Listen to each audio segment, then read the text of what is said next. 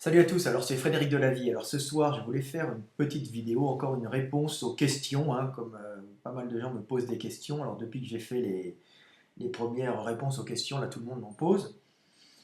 Alors là, je vais répondre à Yann qui demandait les étirements, quand, pourquoi, quand est-ce qu'il faut faire des étirements. On entend on entend plein de trucs sur les étirements, hein. Alors, donc pourquoi il faut étirer les muscles? Alors, il faut savoir que vous êtes en musculation. Donc en musculation, l'étirement n'a pas la même, ou en sport, hein, en général, l'étirement n'a pas la même fonction que si vous faites par exemple de la danse ou vous faites des acrobaties ou du cirque, hein. Donc en danse, par exemple, l'étirement va être fait pour gagner un maximum d'amplitude, hein. C'est-à-dire que on va travailler l'étirement musculaire au maximum, mais aussi on va essayer de travailler l'articulation et d'assouplir les ligaments et l'articulation, d'avoir un maximum d'amplitude pour pouvoir justement travailler, pour pouvoir réaliser des mouvements qui vous sont demandés. Par exemple, en danse classique, on demande aux gens de faire des grands écarts, de faire des mouvements pas possibles. Pareil en acrobatie.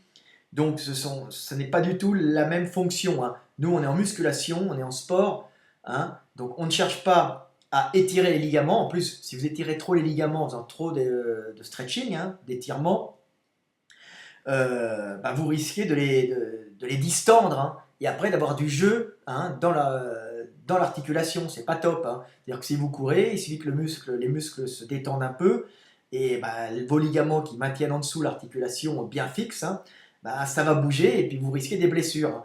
Donc le stretching à la base n'est pas fait, hein, en sport pour étirer cette capsule articulaire, hein, et il est fait essentiellement pour moi, ce que je dis tout le temps, le stretching est fait pour égaliser les tensions à l'intérieur du muscle. C'est-à-dire vous avez fait un entraînement un peu intensif, vous avez plus travaillé d'un côté que de l'autre le muscle, hein, la veille ou 2 jours avant, vous êtes encore plein de courbatures où le muscle n'a pas éliminé tous ses déchets, où il a travaillé plus d'un côté que de l'autre. Donc il y a une tension qui n'est pas homogène dans le muscle. Alors les étirements, ça permet d'échauffer tout ça, d'étirer le muscle, hein, pour pouvoir égaliser les tensions à l'intérieur. Donc on étire le muscle, on le décontracte par endroits, ça évacue en même temps, ça active la circulation, ça évacue les déchets, hein, ça participe à l'évacuation des déchets et à l'échauffement, et bah, ça va éviter de se blesser, hein. Donc ça, c'est l'importance des étirements dans le sport. Alors je vous explique un peu, hein, pour que vous compreniez, hein, j'ai fait tout le temps ce petit schéma, hein, pour que les gens comprennent, hein. Là, vous avez un muscle. Alors là, ce sont des fibres musculaires, hein. On dit que là, c'est un poids qui est supporté par des fibres musculaires. On dit que ça, c'est des fibres musculaires. Puis vous voyez que si toutes les fibres musculaires sont tendues d'une façon égale, bah, les 100 kilos seront portés, bon, mettons par c'est symbolique, hein, c'est 4 fibres, donc il y aura 25 kilos, 25 kilos, 25 kilos. Donc chaque fibre supportera 25 kilos. Par contre, si vous êtes fatigué et votre muscle a une tension qui n'est pas homogène à l'intérieur, hein, donc un peu contracté, donc, qu'est-ce qui va se passer? Ben, vous allez avoir des fibres qui vont être plus contractées que les autres, et puis par exemple d'autres qui vont être moins contractées. Donc, ce qui va faire à l'entraînement, quand vous allez commencer à pousser ou à tirer une charge, ben, vous allez vous retrouver avec 100 kg en charge, là c'est le muscle, hein, symbolisé, hein.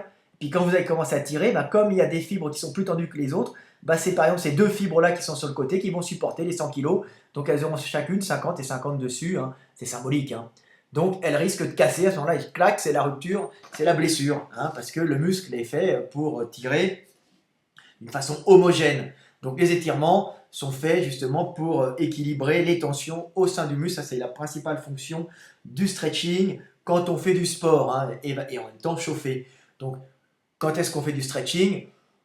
Alors on peut en faire quand on veut, alors, mais pour égaliser les tensions, moi je conseille d'en faire un peu en début de séance, hein, d'abord, pour pouvoir justement pour éviter de se blesser quand on s'entraîne, tout simplement, hein. Entre les premières séries, ben, moi je dis tout le temps le soulevé de terre, ben, je commence par faire un peu de soulevé de terre, et puis quand je fais du soulevé de terre, au début, ben, j'assouplis bien les quadriceps en faisant des flexions à vide, par exemple, ou du squat, en me tenant un support, hein. Donc ce qui permet de bien étirer le quadriceps, donc je fais bien des flexions à vide pour bien étirer. Alors on va dire, mais c'est pas du super stretching, mais c'est pas le but d'avoir du super stretching. Le but, c'est pas d'être monsieur ou madame élastique, hein. Le but, c'est d'égaliser les tensions au sein du muscle pour éviter les ruptures, c'est ça, hein. Vous n'êtes pas au cirque. Le cirque, on essaye de travailler son amplitude au maximum. Hein. Ça fait les contorsionnistes. Les contorsionnistes, c'est des gens qui sont déjà doués en stretching, donc qui ont déjà une souplesse articulaire, musculaire, hein, particulière, qui ont beaucoup de fibres d'élastine dans le muscle, qui ont une certaine laxité ligamentaire. Hein. Vous voyez des gens qui bougent leurs épaules dans tous les sens. Hein. Alors c'est un avantage. C'était comme le nageur Phelps, je crois, qui était champion de natation, hein, et il avait une hyperlaxité ligamentaire, ce qui lui permettait en papillon, hein, donc de pouvoir brasser avec facilité. Mais dans un autre sport, ça lui posera un problème. Donc ça, c'est de l'hyperlaxité ligamentaire.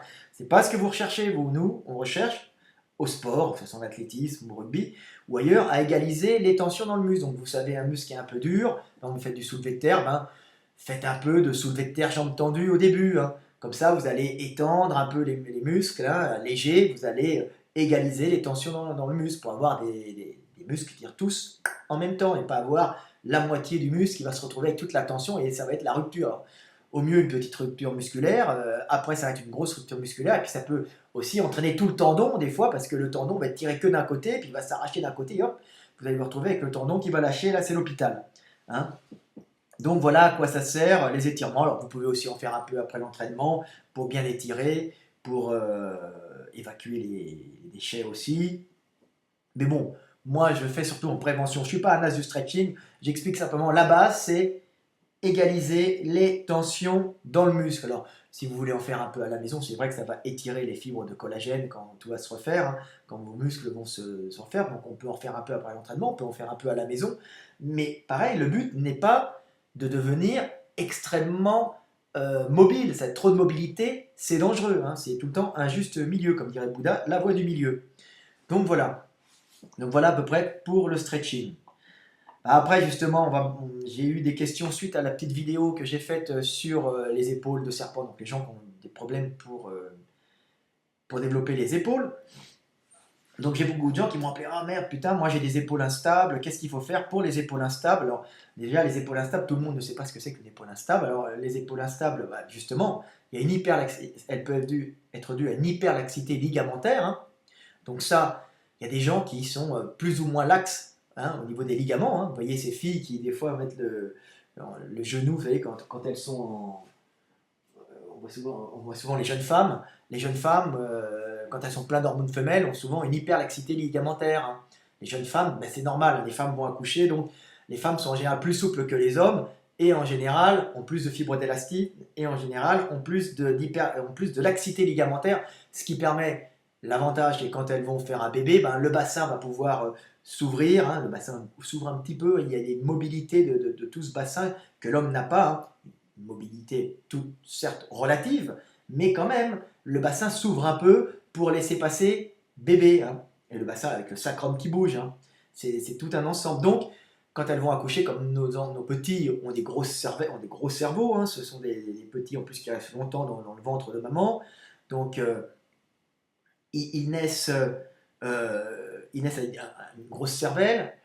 Donc, pour les faire sortir, il faut les mamans aient une hyperlaxité. Alors, on retrouve souvent chez les femmes cette hyperlaxité plus importante. Hein, et on va la retrouver aussi au niveau des épaules.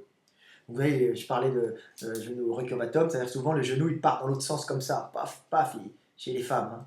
Vous avez vu, hein, des fois on les voit avec leurs talons, c'est assez joli cette courbe que ça fait, c'est une courbe typiquement féminine. Quand vous voyez un garçon qui est comme ça, vous dites qu'il a des problèmes et que visiblement il est plein d'hormones femelles et qu'il est en train, peut-être, les hormones femelles feraient qu'il sera en train de virer ou efféminé ou homosexuel. Ben, tous les homosexuels ne sont pas efféminés, mais une certaine partie, c'est lié, hein, peut être déclenché aussi par une certaine quantité d'hormones femelles. Bien la culture, il y a plein de trucs qui jouent dessus.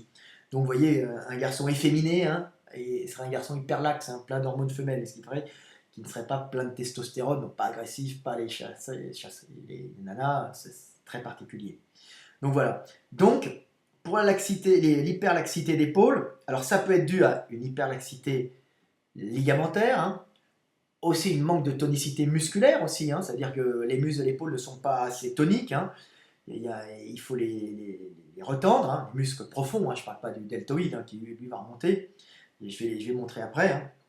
Mais il peut y avoir une autre cause, alors une cause plus gênante, c'est-à-dire qu'il va y avoir par exemple, vous avez l'omoplate, hein, et sur l'omoplate vient, alors c'est tout le temps un gauche et un droit, mais c'est pas grave, vous allez comprendre, hein, ça vient l'humérus vient ici s'enclencher, vous voyez, dans la cavité glénoïde, hein, de l'omoplate, hein, dans lequel l'humérus fait des mouvements de circonflexion dans tous les sens. Hein. Et alors, vous voyez, c'est une articulation très, très, très, très mobile, hein, alors que l'articulation de la hanche, elle, comme elle soutient tout le poids, elle est complètement bloquée, elle est bien enchâssée avec une grosse congruence. Hein, congruence, c'est-à-dire qu'une forme sphérique en accueille une forme ronde. Hein.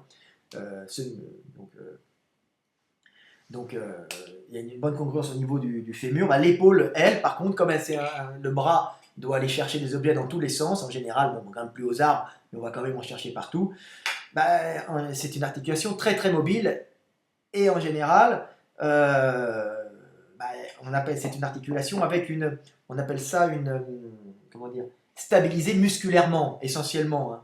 C'est les muscles, hein, qui stabilisent l'articulation. Alors il y a un autre truc qui joue, c'est, vous voyez, la cavité glénoïde, hein, de l'omoplate qui est ici.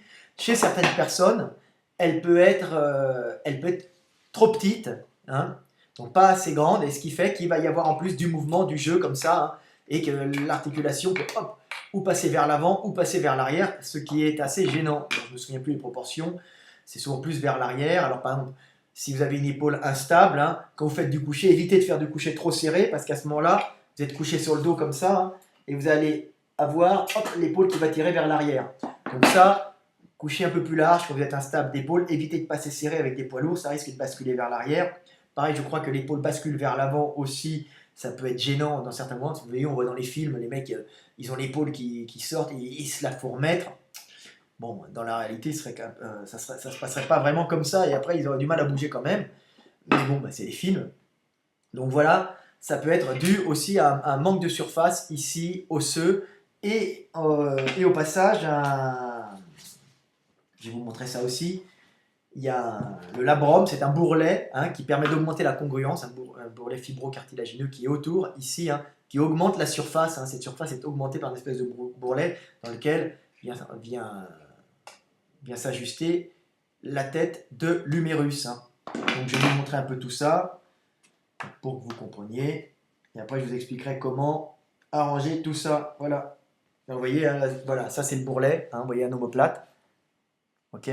Puis là vous avez un bourrelet, c'est le bourrelet qui est autour, c'est le labrum. Hein. Bah, quand vous mangez une épaule, un méchoui, bah, vous le regarderez. Hein. Vous couperez votre méchoui, pour mes amis berbères, hein, quand ils font un méchoui, bah, ils regarderont le labrum, si eux ils ont une hyperlaxité ligamentaire. Bah, sur l'épaule, sur la scapula, quand ils auront une épaule de mouton à rogner, hein, et ben, ils regarderont le labrum, ils comprendront ce que c'est qu'un labrum, ce qui augmente la congruence. Alors, chez certaines personnes, le labrum peut avoir bougé aussi, hein, donc ça peut être assez gênant. Donc, en général, il bouge sur le haut à l'insertion de la longue portion du biceps, hein, qui est ici. Donc, la longue portion du biceps s'accroche sur l'omoplate ici. Hein. Donc, ça peut tirer vers le bas le labrum qui commence à se détacher. Et ça fait une instabilité d'épaule, mais ce n'est pas la même cause. Hein. Ça peut être ça peut être chez des gens qui n'ont pas forcément, n'ont pas forcément une trop petite cavité glénoïde. Hein, ça peut être dû aussi à un entraînement, trop tirer lourd, un poids vers le bas, faire du biceps trop lourd et vous entraînez, le biceps va être tiré vers le bas, un soulevé de terre trop lourd, trop répété, bah vous allez, je vais vous montrer un peu, tirer, voilà, voilà, c'est ici, j'essaie de trouver un bon biceps pour qu'on comprenne, voilà, je vous montre un peu, voilà, un biceps. Voilà, il se paye, là, bon, là, il déchire en bas, mais c'est pas ça. Le biceps monte ici, s'accroche en haut, bah, c'est là que vous allez tirer le tendon du biceps et ça va décoller le labrum. Et je vais vous montrer un décollage de labrum que j'avais dessiné. Bah voilà, un petit décollage de labrum. Alors là, c'est une rupture. Et là, c'est un décollage de labrum ici. Vous voyez, le labrum est décollé, ce qui fait que c'est assez gênant. Quand vous n'êtes pas assez contracté, vous êtes un peu fatigué, bah, vous sentez l'épaule des fois, qui se déboîte un peu vers le bas. Bah, ça, c'est le signe d'un décollage de labrum. Alors, décollage de labrum, il faut éviter de pousser, de tirer des poids trop lourds vers le bas. Hein. Les pousser, vous n'aurez pas de problème, mais essayez de mettre un peu votre épaule au repos. Alors avec un peu de chance, ça peut se recoller. Le mien, une fois, c'est un peu décollé, c'est un peu remis, heureusement. Ça descendait tout le temps, c'est cloc, cloc, cloc. On dit que des fois, ça ne peut pas se remettre, mais c'est faux, ça peut se remettre. Hein. Des fois, ça peut se remettre. Un décollage. Alors des fois, ils vous le refixent, par opération quand il est vraiment trop décollé et c'est répétitif, quand c'est vraiment gênant en sport. Mais ça peut aussi se remettre doucement si vous si vous ne travaillez pas trop l'épaule et si vous la laissez reposer quelques temps, quelques semaines, quelques mois. Hein, faites d'autres mouvements. Hein. Élévation latérale, vous pourrez, mais évitez des mouvements avec trop de poids vers le bas, hein, ça, ou des tirages verticaux, ou des tractions barres fixes. Hein, ça peut poser des problèmes, surtout si vous détendez complètement. Hein, vous pouvez abîmer encore le labrum aussi. Donc voilà. Alors, quel mouvement faire pour éviter... avant, je vous montre un peu les... je vais vous montrer quand même un petit coup la chape musculaire qui justement bloque cette articulation. On va la trouver. Elle doit être par là. Hein, comme on dit, c'est une articulation qui est essentiellement stabilisée par des muscles. Hein. Alors, je la cherche. Elle est difficile à trouver. Voilà. C'est ici. Voilà, alors voyez, je vous montre un peu cette articulation d'épaule. Hein, voyez, ça c'est vu devant, on a enlevé la cage thoracique. Alors vous voyez, il y a le sous-scapulaire qui est ici, hein, qui stabilise l'articulation, qui va s'accrocher ici. Hein, donc ça va s'accrocher là, ici, vous voyez, sur cette tubérosité. Ça c'est le sous-scapulaire, hein, qui fait une rotation comme ça interne du bras. Hop, hop, de l'humérus. C'est-à-dire que moi j'ai l'humérus comme ça, hop, l'humérus retourne comme ça, vous voyez. Ça porte la main comme ça, hop, là ça porte la main vers l'extérieur. Donc voilà, vous voyez, ça c'est le sous-scapulaire. Alors au-dessus, vous avez le supraépineux, on le voit qui passe, mais là c'est pour bloquer le dessus, mais ça ne nous intéresse pas aujourd'hui. Et là on voit l'arrière, hein, et l'arrière on voit qu'il y a l'infraépineux et le supraépineux qui fixent bien l'articulation vers l'arrière et qui eux, font la rotation externe, hein, pas la rotation interne. Donc rotation externe, le bras, le coude le long du corps, voilà, ça fixe, hein, et quand ça fait tourner vers l'extérieur. Hop, alors là, ça s'accroche, vous voyez, ici, sur la partie externe, donc ça va s'accrocher. Là, c'est la partie externe, donc ça va s'accrocher ici, on voit bien. Ça, c'est pas l'avant, c'est l'arrière. Hein. Donc ça s'accroche ici, ça tourne. Ça fait tourner le bras vers l'extérieur, une rotation externe du bras. Et ce sont des muscles qui fixent bien les... comment dire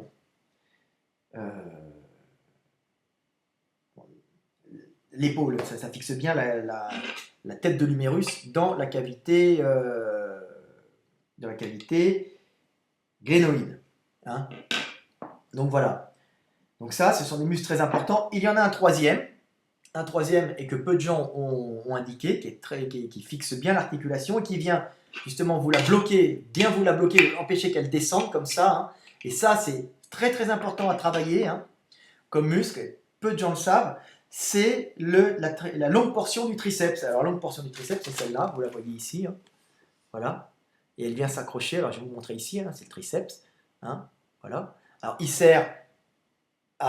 il étend un peu le bras, mais il a surtout comme fonction le triceps est biarticulaire, mais il a comme fonction de descendre et puis de rapprocher en même temps le bras, hein, le bras, de bien fixer la tête de l'humérus en même temps dans la cavité glénoïde.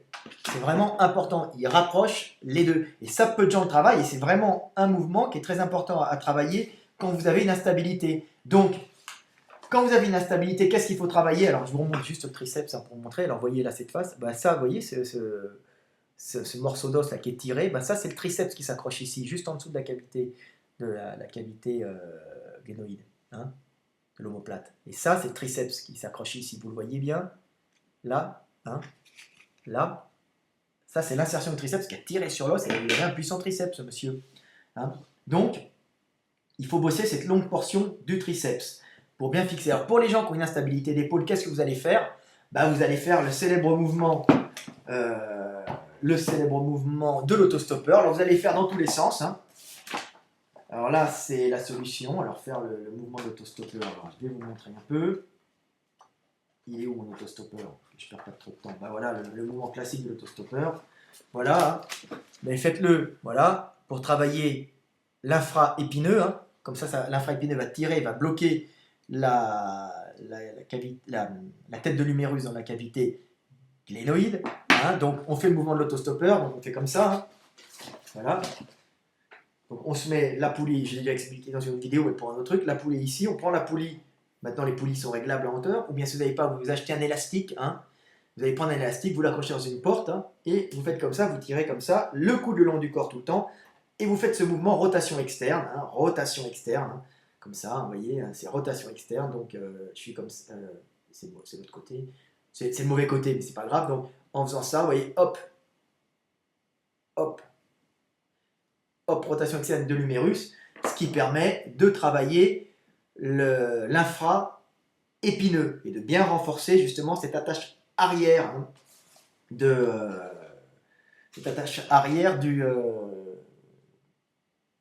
l'humérus dans la cavité glénoïde. Alors le mouvement, vous pouvez le faire aussi dans l'autre sens, hein. Donc dans l'autre sens, là on ouvre, donc, on se met de l'autre côté, alors mettons on se met là, et la poulie, on prend la poulie, et on fait ce mouvement-là, clac, clac, clac, comme ça, hein. Donc je vous le montre un peu, hein, voilà. Donc on est comme ça, hein, voilà, hop, hop, hop, le câble est là-bas, et ça permet de travailler le sous-scapulaire, hein, le sous-scapulaire. Alors je remonte un peu le sous-scapulaire, hein, on va vous le remonter un peu, il est là, pour que vous compreniez où est le sous-scapulaire. J'ai déjà montré, mais c'est bien de le montrer. Voilà, le sous-scapulaire, qui est ici, hein, un muscle, j'ai déjà montré, hein, tout le temps mes beaux dessins. Je suis connu dans le monde entier pour mes dessins, hein. Mais mes explications sont formidables aussi, hein. Voilà, ça c'est le sous-scapulaire, hein, vous le voyez, il est en profondeur. On a enlevé la cage thoracique, et c'est ce muscle, vous voyez, il vient s'accrocher là, et puis après des fibres sous-scapulaires se transforment un peu en feuillet aponeurotype, qui vient bloquer, hein, un ligament, comme un ligament qui vient bloquer le tendon de la longue portion du biceps. Le sous-scapulaire, lui, il permet aussi de fixer la tête de l'humérus, mais par devant. Donc c'est une très très bonne fixation. Et le troisième mouvement, qui est le mouvement de Fred Delavier, hein, celui-là personne ne vous le dit, parce qu'on oublie souvent de fixer l'omoplate avec un muscle très très puissant. Ben, on va le fixer avec quel mouvement? On va le fixer avec un mouvement exceptionnel. C'est sûrement le meilleur. Comme ça, vous qui avez des instabilités d'épaule, vous allez faire des tirages bras tendus à la poulie haute. Voilà. C'est ce mouvement. Vous voyez? Et ça permet de travailler la longue portion du biceps. Et ça va vous recoller vers le haut. Hein, vous ramenez la tête de l'humérus dans la cavité glénoïde. Donc je vous le remonte, voilà. Ici, voilà. Et le mouvement, on voit chez la fille où il s'accroche, hein. Voilà. Voilà, vous voyez, il part ici, hein, ça c'est le triceps, et la longue portion va s'accrocher sur l'omoplate à cet endroit-là, hein.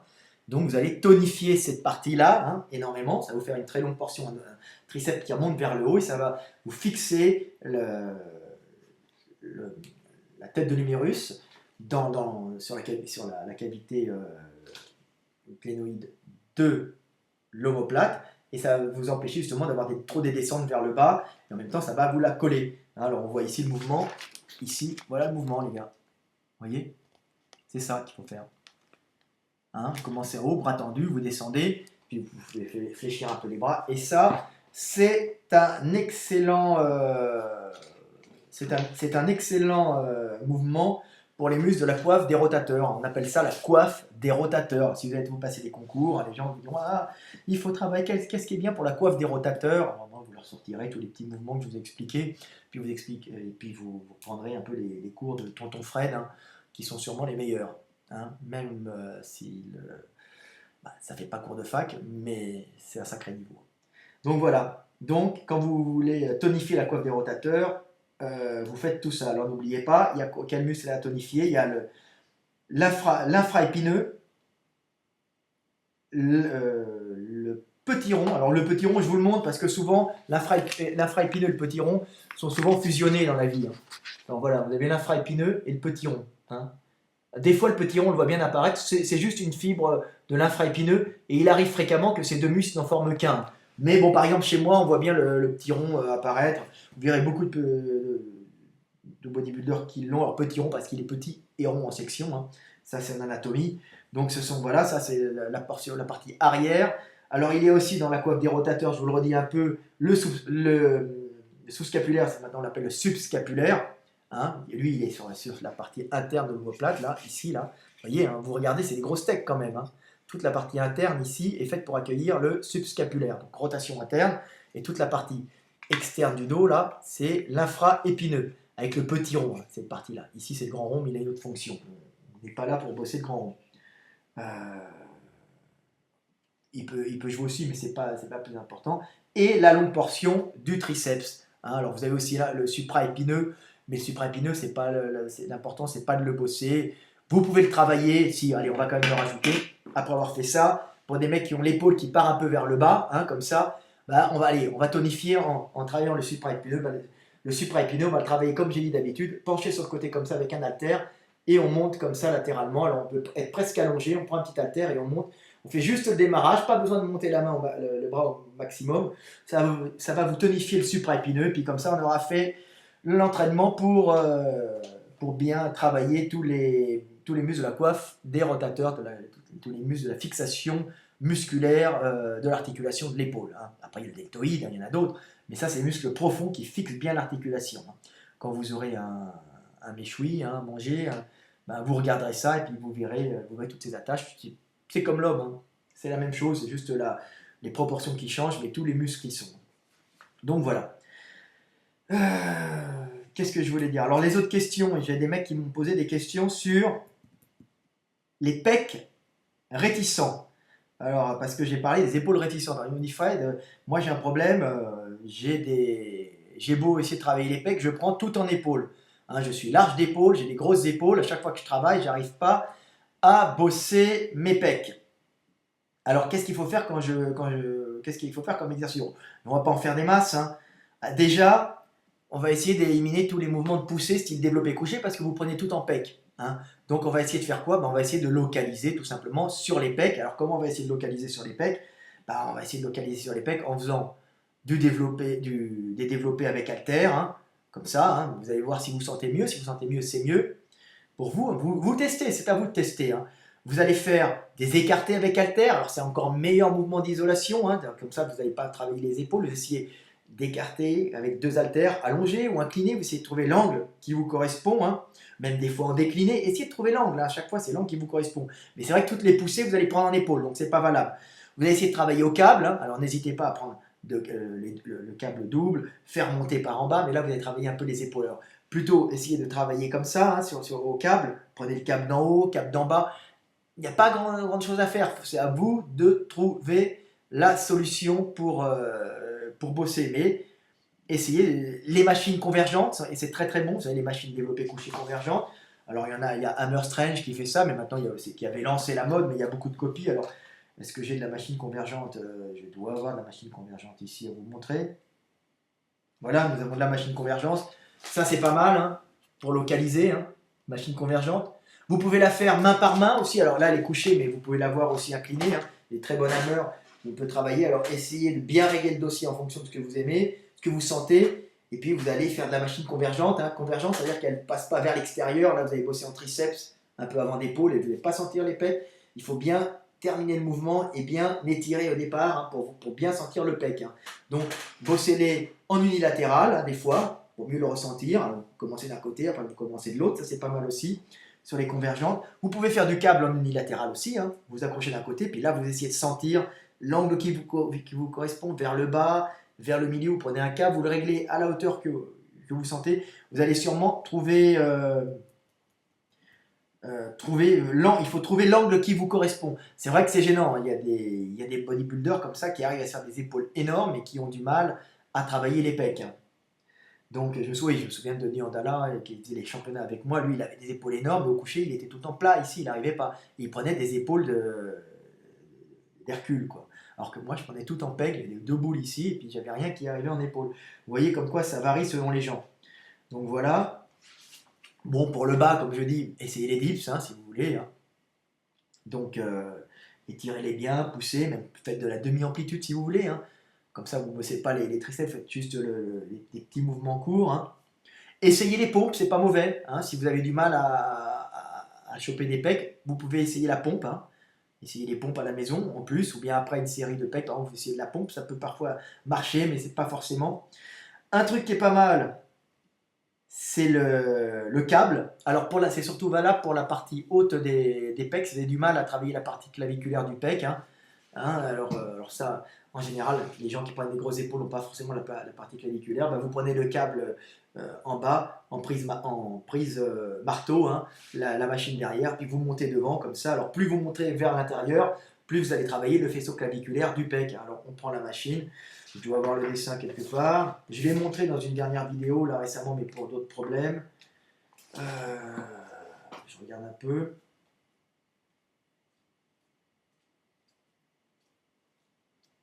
Normalement c'est au deltoïde. Je vous montre ça, si je le trouve.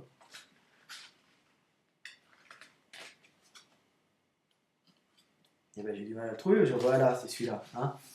Voilà, pas celui-là, hein, parce que là vous allez travailler plus sur le deltoïde. Bah, faites celui-là hein, pour travailler le faisceau claviculaire. Hein, câble, j'ai déjà montré. Ici, hein, vous voyez, vous montez main en prise neutre, prise marteau, hein, comme ça. Vous montez devant, comme ça. Hein. Ici, là, hop, et vous montez comme ça, hop. Bien, et vous montez vers l'intérieur. Essayez de monter vers l'intérieur pour bien sentir le haut du pec. Comme ça, alors vous pouvez monter plus ou moins haut, plus ou moins bas. Essayez de bien sentir. Il n'y a pas 36 solutions. C'est à vous d'isoler avec ou des câbles, ou des machines convergentes, ou des haltères, en évitant les barres et les prises larges, hein, et les pousser vers l'extérieur. Voilà, il n'y a pas 36 solutions pour les pecs.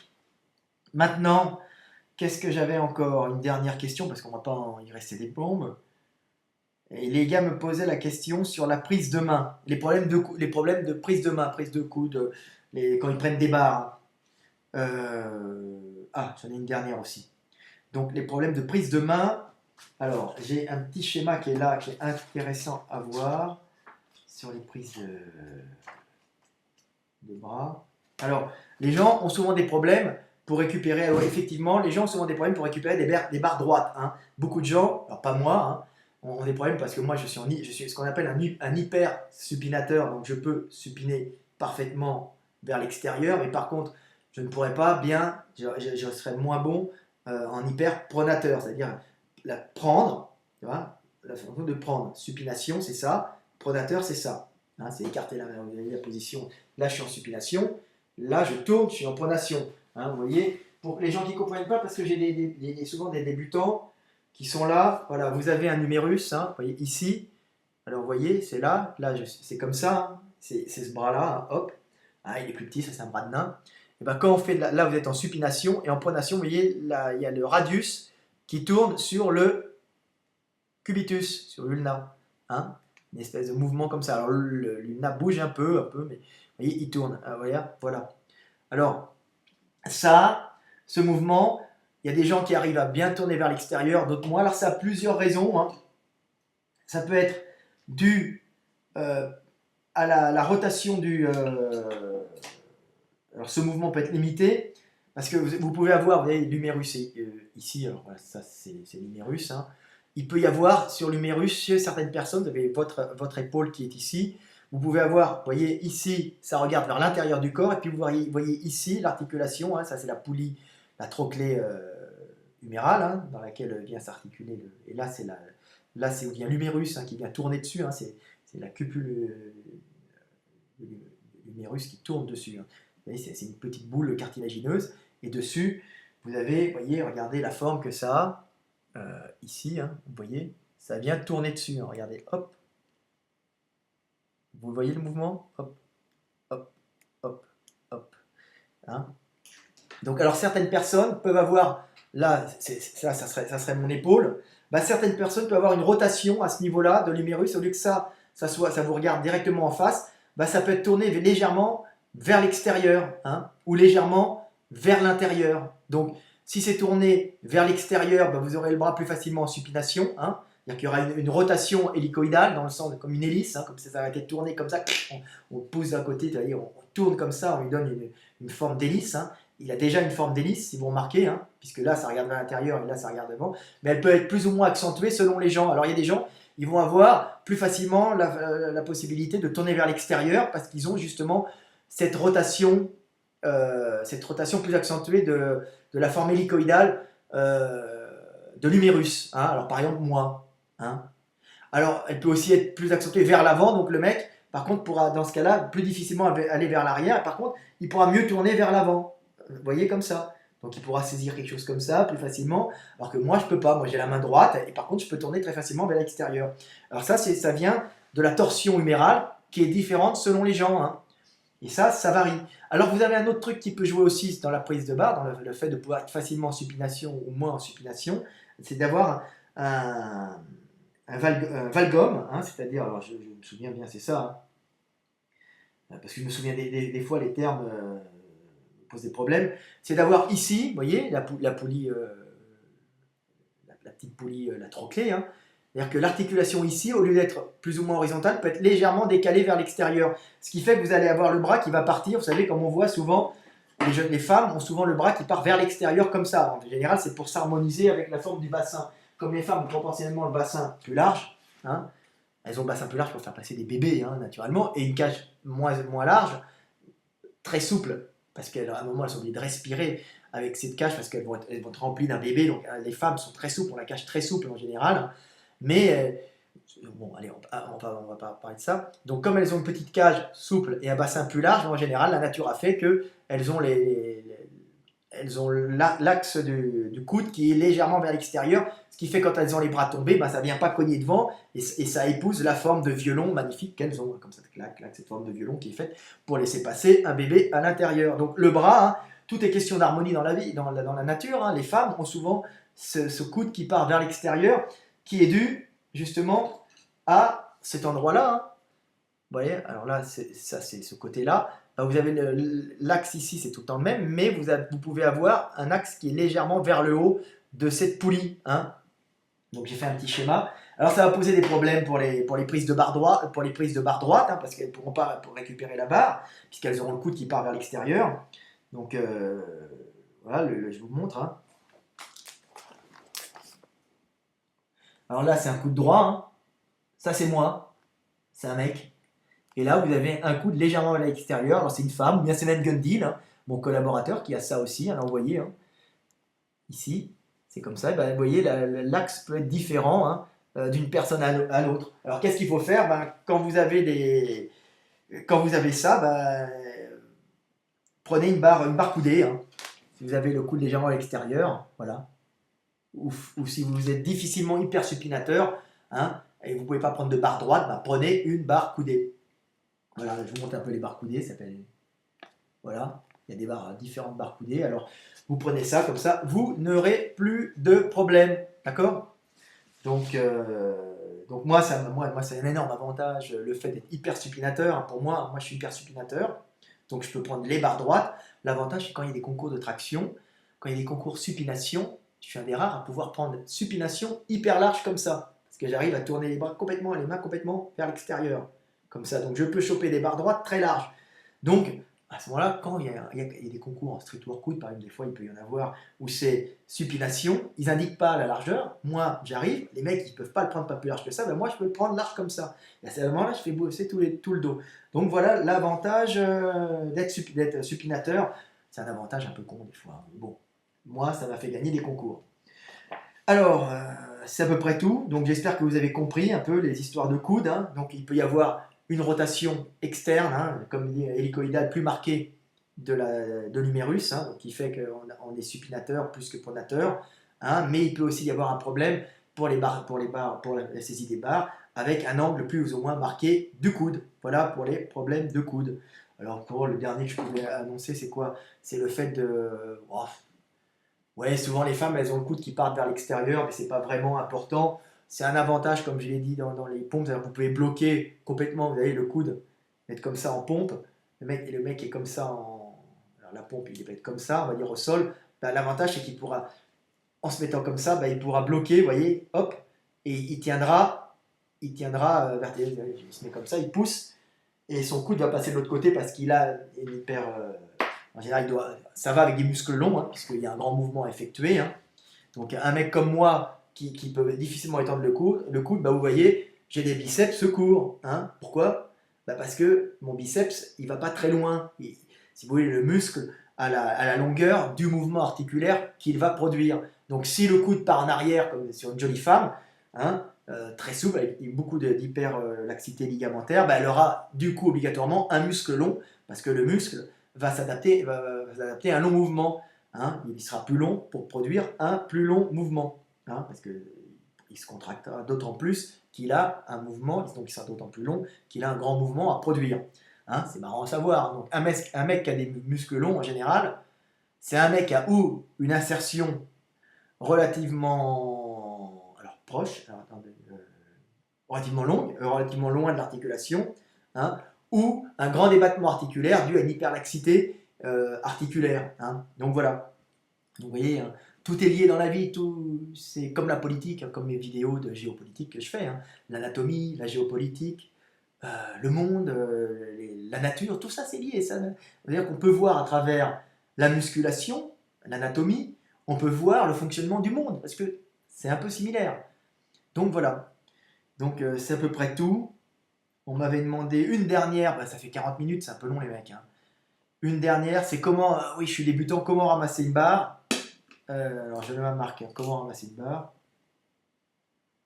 Alors comment prendre les barres au sol. Alors qu'est-ce que vous me conseillez Fred? Je vous conseille tout simplement le truc qu'on dit tout le temps aux débutants, n'arrondissez jamais le dos pour aller chercher une barre. Habituez-vous toujours à avoir les abdos contractés, les lombaires contractés et les fesses un peu sorties. Quoi que vous fassiez, à chaque fois que vous allez chercher un poids, vous allez faire un mouvement tout le temps. Fesses très légèrement sorties, lombaires contractés, abdos contractés pour bien fixer. N'arrondissez jamais. Hein. Vous allez chercher une barre au sol. Je me lève un peu pour vous faire plaisir. Donc voilà. Vous allez chercher une barre au sol. Hein. Par exemple, vous allez la chercher tout le temps. Fesses sorties. Hein. Jamais dos rond comme ça. Là. Dos rond, le bas du dos rond, vous risquez de l'accident. Hein. C'est-à-dire que même avec un poids léger, certaines personnes peuvent avoir des hernies plus facilement. Donc tout le temps, c'est la base. Quand vous allez chercher une barre au sol, hein, c'est fléchissez les genoux un peu, hein, vous ne les fléchissez pas, mais jamais arrondir le dos. Alors fléchissez un peu les genoux, les fesses sorties, hein, le cul un peu vers l'arrière, les abdos contractés et le bas du dos contracté. C'est la base pour les débutants, vous qui êtes débutants, qui faites de la musculation, même les confirmés, n'allez jamais chercher une barre de rond où vous risquez un jour en ramassant une barre lourde, hein, un soulevé de terre ou ailleurs, vous faites une connerie, vous êtes fatigué, vous risquez de vous faire une belle hernie, c'est-à-dire que comme je le répète encore, en arrondissant le dos, vous allez appuyer le rachis va s'incurver vers l'avant. Vous allez compresser le noyau l'anneau fibreux. Ce sont des amortisseurs qu'il y a entre les vertèbres. Alors, ils sont plus gros en bas parce qu'il y a plus de poids à supporter qu'au niveau des cervicales. Donc, les hernies seront tout le temps plus importantes en bas qu'en haut. Hein.